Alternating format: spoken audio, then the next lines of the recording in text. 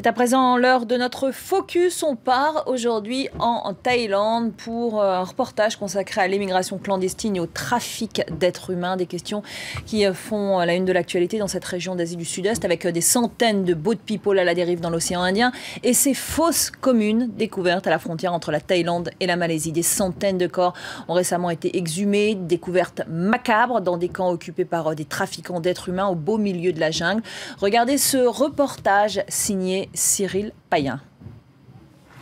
Une odyssée de plusieurs mois à travers l'océan Indien qui s'achève aux mains de la police thaïlandaise, un numéro épinglé sur le torse pour toute identité. Depuis 3 semaines maintenant, des centaines de candidats à l'exil venus du Bangladesh et de Birmanie finissent leur voyage dans les prisons du sud thaïlandais. Des groupes entiers de migrants, victimes malgré eux de la spirale répressive des autorités contre le trafic d'êtres humains. Cette chaîne de montagnes aux jungles profondes recèle des centaines de camps de clandestins en attente d'un passage vers les pays voisins. Nous partons en patrouille dans la zone. Les forces de sécurité y mènent désormais une véritable guerre contre les trafiquants. Nous nous enfonçons dans la jungle avec une colonne impressionnante de militaires, d'agents de renseignement, de commandos. Sur un sentier, une première découverte. Une chemise. Mais que fait-elle là, cette chemise ? C'est une des méthodes des trafiquants d'êtres humains. Ils mettent des vêtements comme ça pour se repérer dans la jungle. Un point de frontière perdu au milieu de la forêt tropicale et un second signe de vie, un ours en peluche.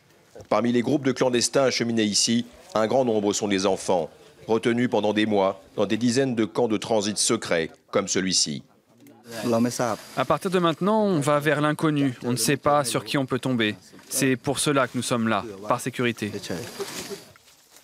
L'inconnu, c'est un autre camp de transit détecté la veille sur l'autre versant, à 4 heures de marche dans la montagne. Pas trop vite maintenant, on ralentit. Cette prison de jungle vient d'être abandonnée. Il y avait au moins une centaine de migrants bangladais et rohingyas birmans, volatilisés avec leurs passeurs. Ceux-là, ils ont dû réussir à passer en Malaisie. Je pense qu'ils ne sont plus en Thaïlande. La Malaisie, c'est juste par là, à quelques centaines de mètres. L'océan Indien, les côtes de l'archipel de Langkawi sur la rive malaisienne, l'Eldorado pour des centaines de milliers de migrants asiatiques chaque année. Si certains de ces nouveaux boat people fuient la misère au Bangladesh, un nombre croissant sont des Rohingyas musulmans, minorité apatride, persécutée en Birmanie. Ce bateau de pêche reconverti dans le transport de clandestins a été arraisonné la veille par la marine thaïlandaise. Il rapporte 800 000 $ par voyage aux trafiquants, une mine d'or.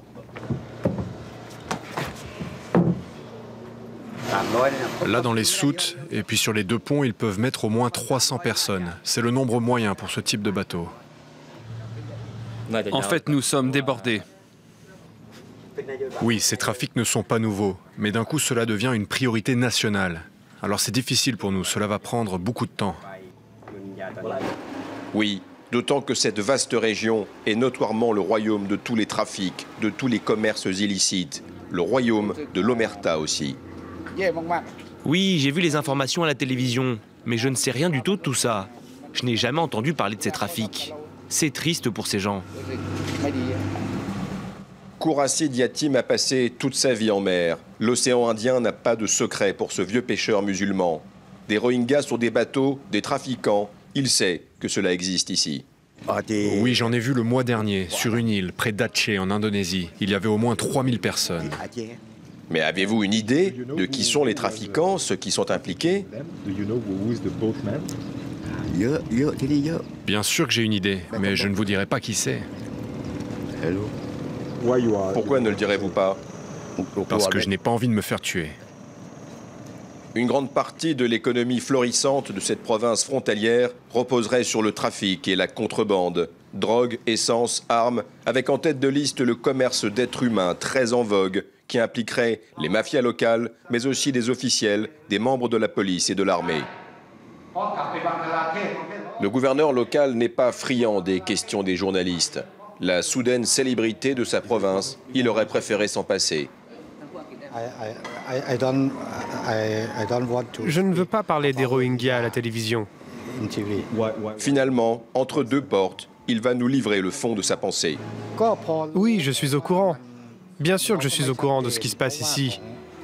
Mais je n'ai jamais eu de soutien des policiers ou des soldats. Demandez-leur pourquoi.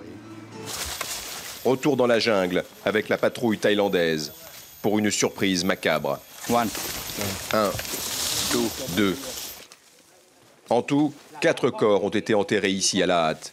Des candidats à un exil désespéré pour qui le voyage à travers océans et terres inconnues s'est achevé au milieu de la jungle. 3 hommes et une femme dont on ne connaîtra jamais l'identité ni les circonstances de la mort, affamés, malades ou tués par les trafiquants. Seule certitude, le désir farouche de fuir leur pays pour une vie meilleure. Et avec moi sur ce plateau, Michel Kissenkötter, responsable du bureau Asie à la FIDH. Merci d'avoir accepté notre invitation. Alors là, on est très clairement dans la traite de clandestins. Ces réseaux dont on parle sont des hommes sans foi ni loi qui considèrent l'être humain finalement comme de la marchandise et qui les parquent dans des camps jusqu'à ce que mort s'en suive. Effectivement, et ça va de pire en pire. Franchement, ils profitent des situations horribles dans ces pays d'origine, en particulier le Bangladesh et la Birmanie. Ils profitent pour abuser des gens, profiter plusieurs fois des personnes, non seulement au niveau financier, mais aussi l'abus. On connaît plusieurs cas de viol, d'abus sexuels, physiques, émotionnels, des gens qui sont prisonniers dans ces camps. Mais alors, qu'est-ce qui se passe exactement dans ces camps? Est-ce qu'on le sait? On ne sait pas. On a réussi à interviewer quelques personnes qui ont sorti en vie, heureusement pour eux. On sait que la situation est absolument horrible, invivable, une manque d'eau, une manque de nourriture, une manque de services de santé. Les gens dorment un sur l'autre, ils ne sont pas permis d'aller aux toilettes, ils ne sont pas permis de sortir, de bouger. Ils risquent d'être tués s'ils essaient de s'échapper. Il y a des cas de viol, d'abus physiques, comme j'ai dit. Les jeunes femmes sont particulièrement vulnérables. C'est vraiment l'enfer. Qu'est-ce qu'on sait de ces trafiquants? Est-ce qu'on sait s'ils gagnent beaucoup d'argent? Qui sont-ils, ces hommes qui se comportent de la sorte? Franchement, oui, ils tiennent à gagner pas mal d'argent parce qu'ils réussissent à faire rentrer des centaines de personnes dans un bateau. D'abord, on voyait il y a quelques années qu'ils demandaient pas mal d'argent au début des personnes qui voulaient s'échapper, se réfugier. Maintenant, on voit une tactique différente où ils demandent moins d'argent des personnes qui cherchent s'enfuir, mais après un moment, ils les gardent en captivité dans ces camps. Ils demandent de plus en plus d'argent de leur famille, de leur être... À leur famille, oui. Pour leur donner leur liberté. Donc ça a changé d'être un trafic de migrants, de faciliter la migration, à un trafic humain, d'emprisonnement. Et ces réfugiés, ils viennent d'où? Ils partent d'où? Quels sont leurs points de départ? Et quel est leur Eldorado? Quel est leur Eldorado? Où est-ce qu'ils veulent arriver? Quel est le point de départ? Quel est le point d'arrivée? Et puis finalement, comment est-ce qu'ils atterrissent dans ces camps? Bon, la grande majorité des 3500 environ migrants qu'on a vus ces derniers mois qui ont arrivé en Thaïlande, Malaisie, Indonésie sont des Rohingyas de Birmanie. De Birmanie, oui. Il y en a des la minorité la plus persécutée au monde. Effectivement, oui. Et il y en a quelques-uns qui viennent du Bangladesh aussi, mais la grande partie sont des Rohingyas, même si le gouvernement birman le nie, même s'il y a même aujourd'hui, on a vu, il y a une manifestation à Yangon de 60-70 bouddhistes birmans qui nient le fait que ce sont des Rohingyas de Birmanie, qui disent on ne veut pas accepter, repatrier ces migrants parce qu'ils ne viennent pas d'ici. Ce n'est pas du tout le cas. Ils sont effectivement de Birmanie. C'est un groupe qui est énormément persécuté, attaqué en impunité totale par des communautés ultranationalistes, bouddhistes, birmanes, et en plus attaqués, discriminés par leur propre gouvernement. Donc ils s'enfuient parce que franchement, dans leur propre pays, ils n'ont aucune sécurité, ils n'ont aucun espoir, et ils sentent que la meilleure opportunité pour eux, c'est de s'enfuir à un autre pays musulman où ils peuvent avoir leur identité à eux. Et alors, la destination espérée... quelle est-elle? Probablement Indonésie ou Malaisie, deux pays musulmans qui sont atteignables par un voyage en bateau. Et pourquoi est-ce qu'il y a ce stop alors en Thaïlande?